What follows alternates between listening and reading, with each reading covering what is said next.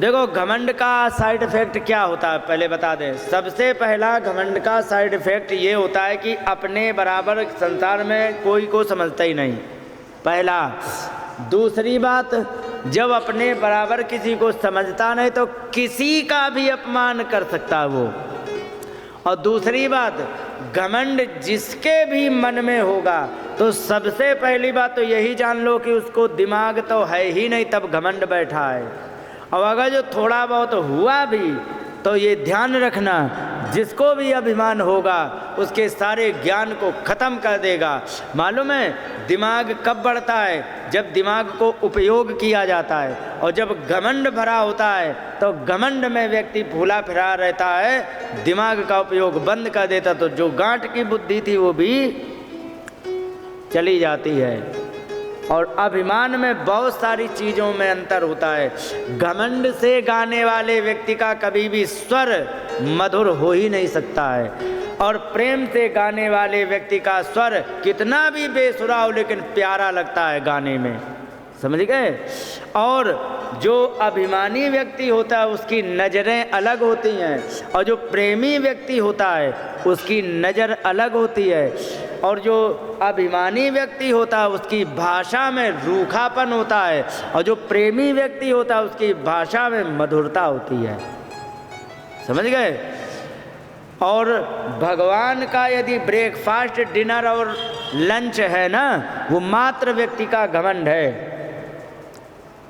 किसी भी चीज़ का घमंड हो जाए, हम बहुत बड़े पैसे वाले हैं, हम बहुत बड़े रूपवान हैं, हम बहुत बड़े विद्यावान हैं, हम बहुत बड़े चरित्रवान हैं, हम बहुत कुल वाले हैं, तो ध्यान रखो किसी भी प्रकार का जो घमंड होगा वो केवल और केवल तुम्हारा नाश का कारण होगा। मैंने ऐसे ऐसे घमंडी लोगों को देखा है, और घमंड किस चीज़ का? रूप का, है ना।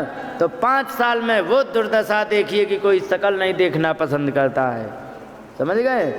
आजकल सुंदर रूप बनाने के लिए मैं आपको एक बात और बता दें, लोग मेकअप करके चेहरा सजाते हैं।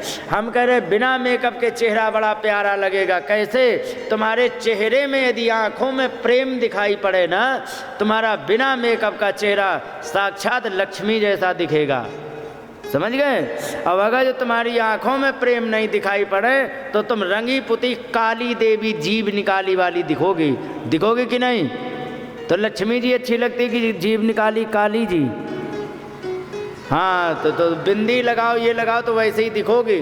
और अगर जो तुम्हारी आंखों में प्रेम है ना, तो आंखों में जिसके प्रेम होता है उसका चेहरा प्यारा ही लगता है।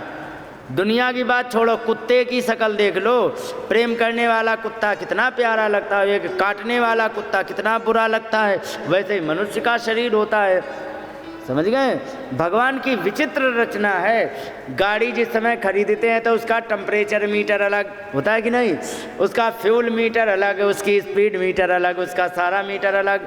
लेकिन मनुष्य का भगवान ने ये एक जीव मात्र का चेहरा एक ऐसा बनाया है कि सब चीज का मीटर होता है। गुस्से में हो तो तुम्हारा चेहरा बता देगा कि ये गुस्से में है कि नहीं, है मीटर की नहीं। भूख लगी है, तुम्हारा चेहरा बता देगा कि ये तो इस समय भूखा है कि नहीं। और गुस्से में है तो भी बता देगा, प्रेम करने वाला चेहरा है तो भी बता देगा। यहाँ तक कि आश्चर्य की बात, तुम किसी के साथ फ्रॉड करने वाले हो इसका भी चेहरा तुरंत बता देता है।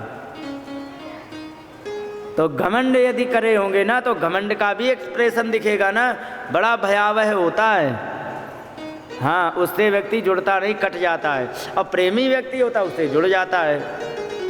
हाँ, तो घमंड बड़ी बुरी चीज़ होती है। घमंड से कभी भी हमेशा बच के रहो।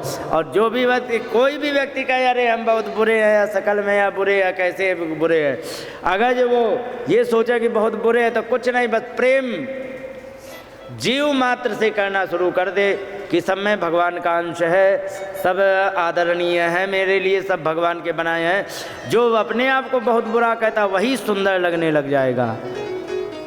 और कितना भी सुंदर वो गुस्से में रहने लग जाए, झगड़ा करने लग जाए, तो वो साक्षात काली देवी दिखेंगी। ये चीज़ें होता है। बोलिए वृंदावन बिहारी लाल की।